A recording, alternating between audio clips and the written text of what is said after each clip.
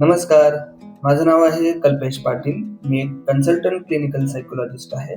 आज आपण एका अशा मानसिक आजाराविषयी समजून घेणार आहोत, जो की खूप महत्त्वाचा आहे किंवा खूप संवेदनशील आहे, ज्याचं नाव आहे डिप्रेशन.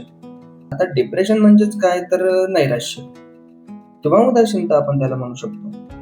आता डिप्रेशन, उदासीनता किंवा नैराश्य ही फक्त दुःखी वाटणे किंवा मन खट्ट होणे किंवा उदास वाटणे हा इतकाच मर्यादित नसतो.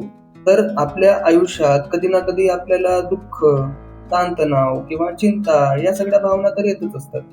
पण जेव्हा ही जी अवस्था आहे, ही अवस्था खूप दीर्घकाळ टिकते किंवा खूप जास्त तीव्र होते, त्यावेळेस आपल्या दैनंदिन जीवनावर त्याचा परिणाम होऊ लागतो. त्यालाच आपण त्यालाच आपण काय म्हणतो तर डिप्रेशन. डिप्रेशन किंवा उदासीनता हा जो आजार आहे, हा पूर्णपणे मानसिक आजारांशी संबंधित आजार आहे. ज्यामध्ये व्यक्तीच्या विचारांवर, व्यक्तीच्या भावनांवर किंवा व्यक्तीच्या वागण्यावर खोल परिणाम दिसून येतो. त्यामुळे व्यक्तीला स्वतःबद्दल नकारात्मक विचार येतात. आयुष्य त्याला त्याचं निरर्थक वाटू लागते. माझ्या जीवनात काहीच उरलं नाहीये. मग मी तर कुठल्याच गोष्टी करू शकत नाही किंवा माझ्याकडनं ह्या कुठल्याही गोष्टी आता होऊ शकत नाही. आणि त्याच्या जीवनात ज्या छोट्या-छोट्या आनंद देणाऱ्या ज्या गोष्टी आहेत, त्या गोष्टींमध्ये सुद्धा त्याला रस कमी होणे किंवा किंवा त्याला त्या गोष्टींविषयी काहीही इंटरेस्ट नसणे, या सगळ्या पद्धतीच्या भावना डिप्रेशनमध्ये बघायला मिळतात. आजच्या धावपळीच्या जीवनामध्ये ताणतणाव असेल, नातेसंबंध असतील किंवा त्यामध्ये येणाऱ्या अडचणी असतील, आर्थिक समस्या असतील, कामाचा अतिजास्त ताण असेल किंवा काही वेळा कोणतेही स्पष्ट कारण नसताना सुद्धा डिप्रेशनच्या केसेस आम्हाला बघायला मिळाले. म्हणजेच डिप्रेशन हा जो आजार आहे, हा कोणालाही होऊ शकतो. डिप्रेशन लहान मुलांपासून तर वृद्धांपर्यंत कुठल्याही व्यक्तीला होऊ शकतो. आता महत्त्वाची गोष्ट म्हणजे डिप्रेशन हा पूर्णपणे मानसिक आजारांशी संबंधित आहे. डिप्रेशनवर पूर्ण उपचार अवेलेबल आहे. डिप्रेशन हा जो आजार आहे, हा पूर्णपणे उपचार योग्य आहे. की डिप्रेशन हा जो मानसिक आजार आहे, याला लोक गांभीर्याने विचारच करत नाही. हे काही नाहीये, हे तर नॉर्मल आहे असे समजून लोक दुर्लक्ष करतात. त्यामुळे समस्या ह्या दिवसेंदिवस वाढत जातात, कमी नाही होत. म्हणून डिप्रेशन समजून घेणे आणि त्याबद्दल जागरूकता निर्माण करणे खूप गरजेचे आहे. पुढे डिप्रेशनची लक्षणं, डिप्रेशनचे प्रकार आणि त्यावर उपलब्ध उपचार याबद्दल सविस्तर माहिती जाणून घेणार आहोत. पुढील व्हिडिओमध्ये आपण जाणून घेणार आहोत डिप्रेशनची लक्षणं काय आहेत, डिप्रेशनचे प्रकार काय आहेत आणि डिप्रेशनवर उपचार काय आहेत. धन्यवाद. तर ह्या व्हिडिओमध्ये आपण जाणून घेऊया की डिप्रेशनची लक्षणं काय आहेत. आता डिप्रेशनची जी लक्षणं आहेत ही प्रत्येक व्यक्तीमध्ये वेगवेगळी असू शकतात. काही लक्षणं सामान्य असतात किंवा काही लक्षणं खूप महत्त्वाची असतात. आता यामध्ये रुग्णाला खूप दुःखी भावना निर्माण होते, रिकामेपणाची भावना निर्माण होते, व्यक्तीला सतत उदास वाटू लागते किंवा त्याचं मन खूप जड झालंय असं वाटू लागते. तर उदाहरणार्थ देण्याचा प्रयत्न केला तर जी व्यक्ती दिवसभर शांत बसते किंवा त्याला बोलण्याची इच्छा होत नाही, त्याला काहीही चांगलं वाटत नाही असं म्हणते, तर यामध्ये त्याला दुःखी भावना किंवा रिकामेपणाची भावना त्याच्या मनामध्ये निर्माण होऊ शकते. दुसरं म्हणजे रुग्णाच्या आवडीच्या गोष्टींमध्ये रस कमी होणे. तर यामध्ये काय आहे तर पूर्वी रुग्णाला ज्या गोष्टी आनंद देणाऱ्या वाटायच्या, ज्या गोष्टींमध्ये त्याला इंटरेस्ट वाटायचा, त्या गोष्टींमध्ये त्याला आता रसच नाहीये. जर यावर आपण एखादं उदाहरण द्यायचं ठरवलं तर असं देऊ शकतो की ज्या व्यक्तीला मित्रांमध्ये बसायला किंवा त्यांच्यामध्ये वेळ घालवायला आवडायचं, तोच व्यक्ती आता ह्या सगळ्या लोकांपासनं, त्याच्या मित्रांपासनं लांब लांब जाऊ लागतो.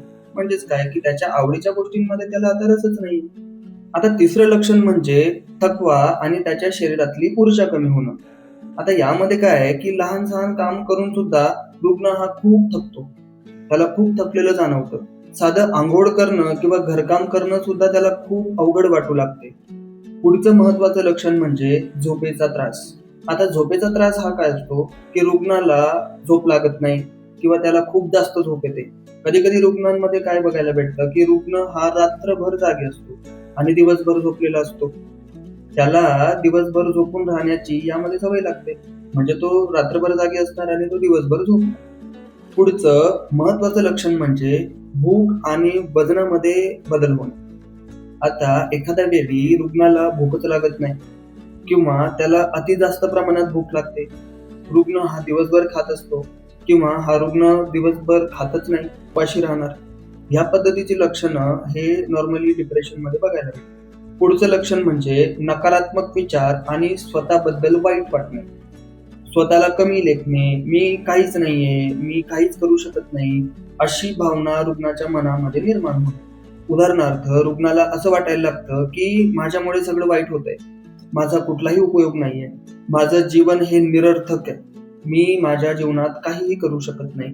अशा पद्धतीचे जे नकारात्मक विचार आहेत या रुग्णामध्ये बघायला भेटतात. पुढचं लक्षण म्हणजे रुग्णाची एकाग्रता कमी होणे. रुग्णाला त्याच्या कामावर, त्याच्या दैनंदिन जीवनावर लक्ष केंद्रित करण्यात खूप अडचणी येतात. तसेच रुग्णाची चिडचिड होणे किंवा त्याला खूप जास्त राग येणे. लहान सहान गोष्टींवरनं खूप जास्त राग येतो किंवा चिडचिड होते किंवा रुग्ण त्याच्या नातेवाईकांशी भांडणं करायला लागतो, वाद होतात. या पद्धतीची लक्षणं याच्यामध्ये दिसायला भेटतात. पुढचं महत्वाचं लक्षण म्हणजे रुग्णाला आत्महत्येचे विचार येणे किंवा स्वतःला इजा करण्याचा प्रयत्न करणे. यामध्ये काय होतं, रुग्णाला असं वाटायला लागतं की माझ्या जीवनात आता सगळं संपलेलं आहे, माझ्या जीवनात काहीही नाहीये, कुठल्याही गोष्टी मी आता करू शकत नाही, मला सपोर्ट करणारे आता कोणीही उरलेलं नाहीये, माझा जगून काहीही उपयोग नाहीये. त्यावेळेस रुग्ण हा आत्महत्या सुद्धा करू शकतो किंवा त्याला आत्महत्येचे विचार सुद्धा येऊ शकतात. अशा केसेसमध्ये बऱ्याच रुग्णांनी स्वतःला इजा पोहोचवलेली आहे किंवा आत्महत्येचे त्यांनी प्रयत्न सुद्धा केलेले आहेत. महत्वाची गोष्ट म्हणजे ही जर लक्षणे 2 आठवड्यांपेक्षा जास्त काळ सतत दिसत असतील आणि त्याच्या व्यक्तीच्या दैनंदिन जीवनावर जर अशा गोष्टींचा किंवा अशा लक्षणांचा परिणाम दिसून येत असेल तर ते डिप्रेशनचे संकेत असू शकतात. पुढील व्हिडिओमध्ये आपण जाणून घेऊया की डिप्रेशन हा जो मानसिक आजार आहे, ह्या आजारावर उपचार काय काय आहेत. नमस्कार, आता ह्या व्हिडिओमध्ये आपण जाणून घेऊया टाइप्स ऑफ डिप्रेशन, डिप्रेशनचे प्रकार कुठले आहेत आणि डिप्रेशनवर उपचार काय काय आहेत. तर चला सुरू करूया. पहिला प्रकार म्हणजे मेजर डिप्रेसिव्ह डिसऑर्डर. तर मेजर डिप्रेसिव्ह डिसऑर्डर मध्ये काय होतं, तर रुग्णाच्या मनात खूप सारं दुःख निर्माण होतं, निराशा येते, त्याला दैनंदिन कामांमध्ये अडथळा निर्माण होतो, कुठलंही काम तो व्यवस्थित करू शकत नाही. उदाहरणार्थ, व्यक्तीला काम किंवा नातेसंबंध किंवा स्वतःची काळजी घेणं हे खूप कठीण जातं. दुसरं म्हणजे परसिस्टंट डिप्रेसिव्ह डिसऑर्डर.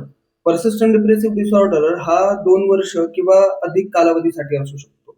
याच्यामध्ये काय होतं, ताण किंवा तणाव किंवा दुःख एवढ्या तीव्र प्रमाणात नसतं, पण ह्या सगळ्या गोष्टी खूप दीर्घकाळ असतात आणि दीर्घकालीन असतात. तिसरं म्हणजे पोस्टपार्टम डिप्रेशन. पोस्टपार्टम डिप्रेशन काय आहे, तर प्रसूतीनंतर आईच्या मानसिक भावनांमध्ये बदल होतात.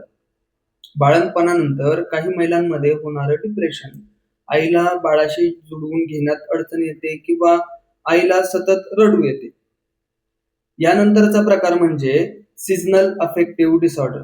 आता सीझनल अफेक्टिव्ह डिसऑर्डर काय असतो, की जसं वातावरण बदलेल, सीझन्स बदलतील, त्या पद्धतीने व्यक्तीचे मन किंवा व्यक्तीच्या भावना ह्या बदलत असतात.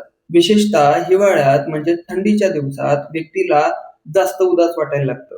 त्यानंतरचं म्हणजे बायपोलर डिसऑर्डर मधील डिप्रेशन. यामध्ये काय होतं, तर रुग्णाच्या मूडमध्ये बदल होतात. कधी तो खूप आनंदी असतो, कधी तो खूप दुःखी असतो, कधी तो खूप चिडचिडा असतो, कधी तो खूप रागीट असतो. काही दिवस खूप जास्त उत्साही असतो, अचानक उदास होतो. आता या पद्धतीचे जे लक्षण असतात हे बायपोलर डिसऑर्डर मधील लक्षण असतात. आता यापुढचा प्रकार आहे सायकोटिक डिप्रेशन. सायकोटिक डिप्रेशन मध्ये काय होतं, रुग्णाला हॅल्युसिनेशन्स आणि डिल्युजन्स व्हायला लागतात. म्हणजे त्याला भ्रम आणि विभ्रम होतात. त्याला खूप भीती वाटायला लागते, मला कोणीतरी मारण्याचा प्रयत्न करतोय, माझ्या मागे कोणीतरी लागलेलं आहे, माझं काहीतरी नुकसान करण्याचा प्रयत्न करतोय किंवा इतर व्यक्ती एकमेकांशी जरी बोलत असतील तरी सुद्धा अशा व्यक्तीला किंवा अशा रुग्णाला त्या व्यक्तींवर डाऊट निर्माण होतो की हे व्यक्ती माझ्याबद्दल काहीतरी बोलत आहेत, माझं काहीतरी वाईट करण्याचाही प्रयत्न करतायत. ह्या पद्धतीची लक्षणं बेसिकली सायकोटिक डिप्रेशन मध्ये दिसायला भेटतात. आता आपण जाणून घेऊया की डिप्रेशन हा जो मानसिक आजार आहे यावर उपचार काय काय आहेत. डिप्रेशन हा जो आजार आहे हा पूर्णपणे उपचार योग्य आजार आहे. या आजारावर उपचार अवेलेबल आहेत. जर व्यवस्थित आणि चांगल्या पद्धतीने उपचार घेतला तर डिप्रेशन बाधित रुग्ण हा पूर्णपणे बरा होऊ शकतो. आता यामध्ये काय आहे तर मानसोपचार. मानसोपचारामध्ये विविध प्रकारच्या सायकोथेरपीज आणि समुपदेशनाचा समावेश होतो. तज्ञ डॉक्टर किंवा मानसोपचार तज्ञांशी संवाद साधून या सगळ्या गोष्टींवर, त्याच्या डिप्रेशनवर उपचार केले जातात. आता यामध्ये सीबीटी म्हणजे कॉग्निटिव्ह बिहेवियरल थेरपी ही खूप मोठा रोल प्ले करते.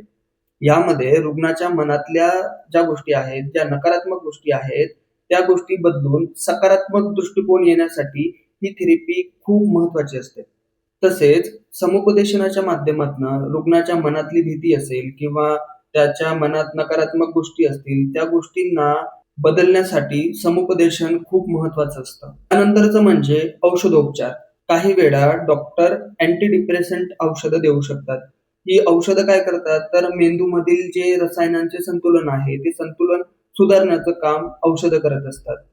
यामध्ये महत्वाचा पार्ट म्हणजे जीवनशैलीत बदल करणे.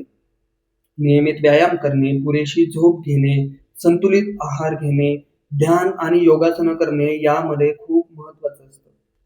ह्या सर्व गोष्टी रुग्णाचे मानसिक आरोग्य सुधारण्यासाठी मदत करतात. इतकंच नाही तर रुग्णाला कुटुंब आणि सामाजिक आधार देणे सुद्धा गरजेचं असतं. कुटुंब, त्याचे मित्रपरिवार किंवा समाजाचा आधार हा खूप मोठा रोल प्ले करतो. रुग्णाला समजून घेणे गरजेचं असतं आणि रुग्णाला तसं वातावरण डेव्हलप करणं खूप गरजेचं असतं. तर याने काय होतं तर रुग्णाला लवकर बरं होण्यास मदत होते. जर गंभीर अवस्थेमध्ये रुग्णाला गरज असल्यास हॉस्पिटल किंवा रिहॅब सेंटरमध्ये तज्ञांच्या देखरेखीखाली उपचार ही आवश्यक असतात. महत्वाची गोष्ट म्हणजे डिप्रेशन किंवा नैराश्य ही लपवण्याची किंवा दुर्लक्ष करण्याची गरज नाही. वेळेवर लक्षणांची ओळख आणि योग्य उपचार घेतल्यास डिप्रेशन हे पूर्णपणे बरं होऊ शकतं. महत्वाचं म्हणजे डिप्रेशन हा जो आजार आहे, हा आजार कोणालाही होऊ शकतो आणि योग्य वेळी उपचार घेतले तर तो आजार पूर्णपणे बरा पण होतो. एक गोष्ट आपण लक्षात ठेवली पाहिजे, कुठल्याही रुग्णाला एकटं सोडू नका. तुम्हाला किंवा तुमच्या आसपासच्या कोणालाही डिप्रेशनची लक्षणं दिसत असतील तर त्यांना दोष देऊ नका. त्यांना समजून घ्या, त्यांच्याशी शांतपणे बोला, त्यांना मदतीसाठी पुढे या. वेळेवर केलेली छोटीशी मदत एखाद्याचं संपूर्ण आयुष्य बदलू शकते. कुठल्याही व्यक्तीचं मानसिक आरोग्य हे तितकंच महत्वाचं असतं जितकं शारीरिक आरोग्य आहे. म्हणून स्वतःची काळजी घ्या, आपल्या मनाला वेळ द्या आणि गरज पडल्यास सायकोलॉजिस्ट किंवा सायकियाट्रिस्ट अशा तज्ञांची मदत घ्या.